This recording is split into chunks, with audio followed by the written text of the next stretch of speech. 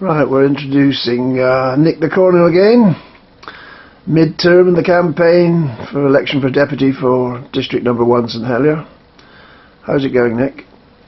Not too bad. The enemy, as I call them in this election, is not the other candidates, it's voter abstention. That's a great problem, is that people don't vote. As we know, 75% don't vote in this district based on statistics, and that's essentially working people.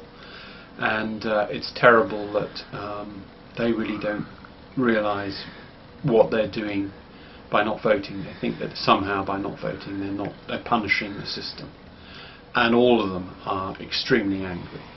I've met very few who are content with their lot. A few, there are some, but on the whole it's disillusionment, and they actually think the system is totally rotten to the core, and they will not participate whatsoever. My Portuguese lady, 37 years, as soon as I mentioned politics to her, she almost exploded with the anger, and she wasn't going to discuss anything with me. She, of course, won't be voting. Of course, a lot of immigrant people have come here from places where politics is thoroughly discredited because of the nature of the regimes they've been living under. Are there common themes, domestic themes, personal themes, which people raise with you?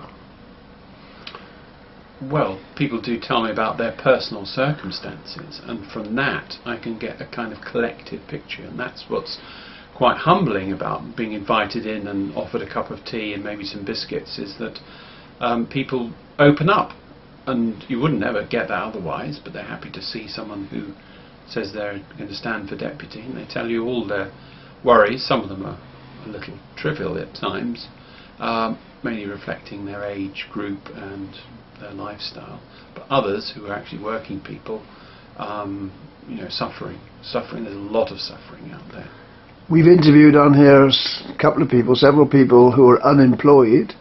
Is that a common theme? Are you meeting many? It is a common theme of youth and of middle-aged people, particularly those without many skills, who maybe have just been filing clerks or hairdressers or something like that. They're finding it incredibly difficult to find new work, and don't know how to adapt either, how to be entrepreneurial, find something else to do. That's the most difficult thing, and they need to reskill.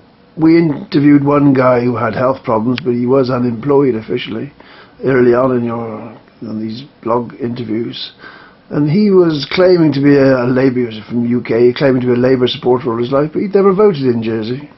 But he thought he might vote now. Is that a theme that you're getting? Are people motivated to vote who haven't voted before? There are certainly people who've never voted and who will be voting because they're angry, and it's going to translate into a vote. There are some who are so disillusioned that they gave up and will not vote, but there are some who voted, gave up, but are back again, because this time they're very, very exceptionally angry with government and the way things have been going. All sorts of issues. You could just put them in the pot and it's waiting to blow off. One of the dilemmas of the election system here is that you have deputies, and deputies are called upon to have local issues to raise, local problems to solve. Yeah, of course, they're in the national Jersey government at the same time. I mean, you hear very parochial views about, oh, you don't live in the parish and all this sort of thing. Is that, with the people you're meeting, is that really important? Well, they might talk about speeding or the parking issues, and yes, that's true, it is local. But the reality is, what you've got to look at is their socio-economic condition.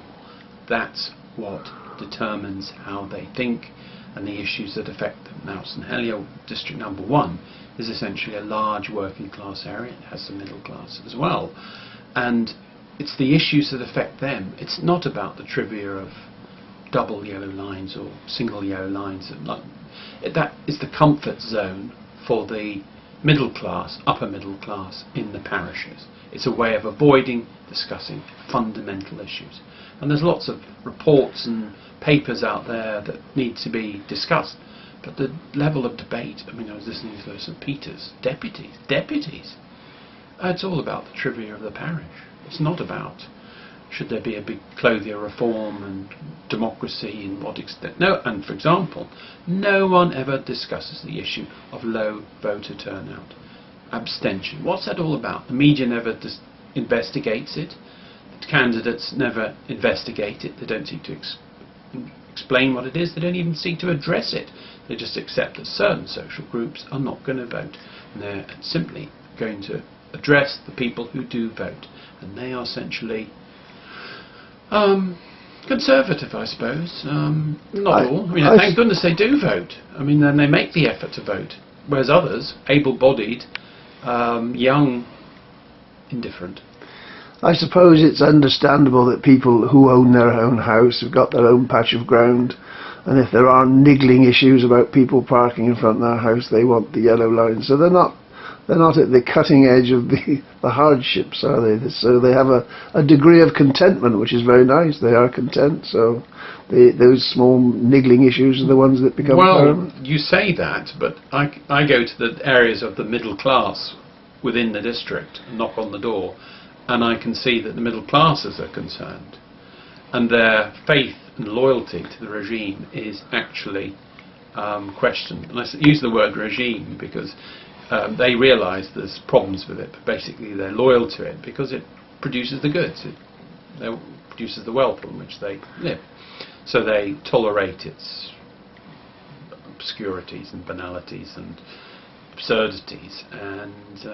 But now that's being questioned because economically they're actually very pinched, and they're no longer prepared to tolerate the poor quality of states member, bad decisions being made. Clearly, it's just annoying them.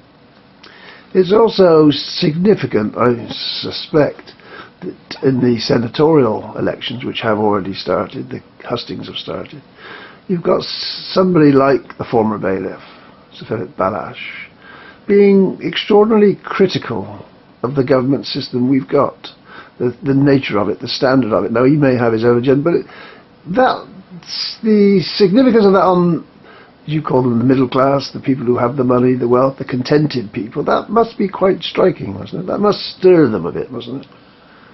He's not taking a reactionary stance and saying everything is good and therefore it shouldn't be changed or altered. He's a bit more subtle than that, and very clever. He's picking up on the high level of discontent, repackaging it and presenting it reaction in the form of reform. And he's not a reformist. He doesn't believe in Clothier, he doesn't believe in the Carswell reports. All he wants to do is reduce the number of deputies. Why?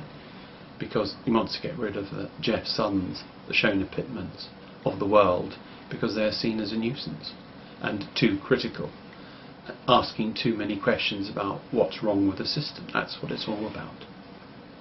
Do people, again, the people you're knocking on their doors, you're speaking to people in the street, does the name of Balash and his group, does it come up? Do they mention him? Yeah, normally in negative terms, because that social group that I speak to, working class people, they instinctively don't have any respect for him.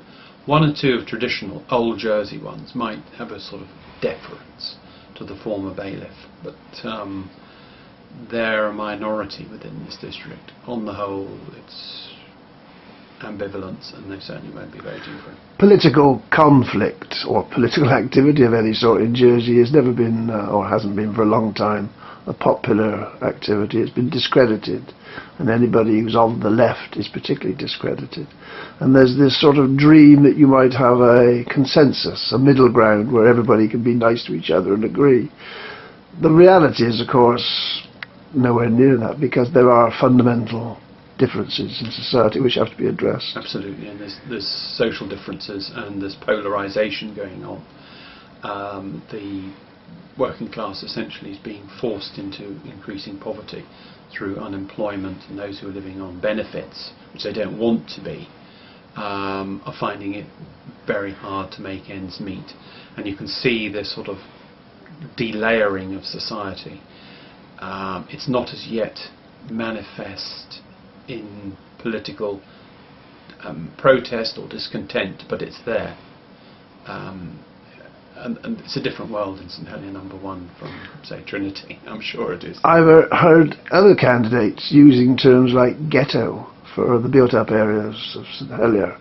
It's not only lefties who use that sort of term. And the people you meet, are they talking in those terms? Are they feeling that they're being north-south divide? Is that a real feeling? They sort of perceive it. The conceptualising these issues is very difficult. Actually, I don't think it's a ghetto, because I've actually knocked on probably about 80% of the doors, and there's real people there. Real people with real issues, and that's what's so wonderful. You actually see them, and you see them collectively, because they've all got similar issues. And I keep telling them, everyone whose door I knock on is saying exactly the same as you. You've got collective interests. You need to organise to represent them. So no, it is a forgotten zone, certainly, and they're being dished, that's for sure, with sort of incinerators being dumped there and fuel farms, and we don't know what sort of that little interview we did the other day with Donald Perrier, that little corner, what should be a wonderful part of St Helier, and it's such a dump, isn't it, really, comparative to what it could be around there. Absolutely. I mean, wonderful docklands, old Victorian docks, which are not used particularly now, simply marinas of sorts, could be, with little cafes and a bit of imagination. And you've got a wonderful pub like La Folie, empty, derelict. What are they waiting for? Why isn't it rejuvenated? You would have thought capitalism would have snapped it up, wouldn't you? Well, you're absolutely right. So there's some bigger picture there. What's wrong? Why hasn't there been a natural desire to use and develop that wonderful background of the docks? I think there's something bigger going on, and it's probably government's decision to develop the other side of the waterfront and not permit development and business expansion in that area. The Lime Grove fiasco, for a simplistic word, reports just come out. It doesn't deliver the goods. It doesn't suggest what ought to happen. Do people talk about that? Is that a... To be honest, no. They don't understand what it means, because it's badly reported by the media, who themselves didn't bother to attend all the hearings and probably haven't read the transcripts, all of which is available on the website. It shows poor investigative journalism. Essentially, it's about repeating the spin produced by government, and Senator Joseph's great at doing that, and he'll probably get off Mr. Teflon once again, and the public remains in ignorance. It would be interesting to compare, if he was running in this election, how he would deal with the criticisms of Sir Philip, isn't it? Because Joseph is notorious a spinner, and he would have to spin. Everything's wonderful. Yes, he does, and he could have spun Lyne Grove as maybe we've got State Street here, and they're going to 30,000 square feet. That's going to be lots of new jobs, and they are taking on new staff, and he could spin it that way. But as it is, it's an embarrassment for him. But as I say, with Sir Philip, he's actually repackaging reaction. It's right-wing conservatism in a new form, which simply is very slickly done to echo certain general resentments against bad government. But he's a part of it. He's part of it. He's responsible. The election's on the 19th of October. You've got a few more weeks of knocking on doors yet. Are you optimistic? It's going to be hard, because, as I say, the enemy is the voter abstention. We've got to push, get people out, cajole them. I mean, I've spoken to people, I know the default position is always inertia. It's terrible. I mean, I have to go back and go back and go back and offer to assist them and remind them, and you know, it's such hard work. But I'll be doing it, of course. I'll be doing it right to the last. We shall speak to you again before the end. Thank you very much. Yes.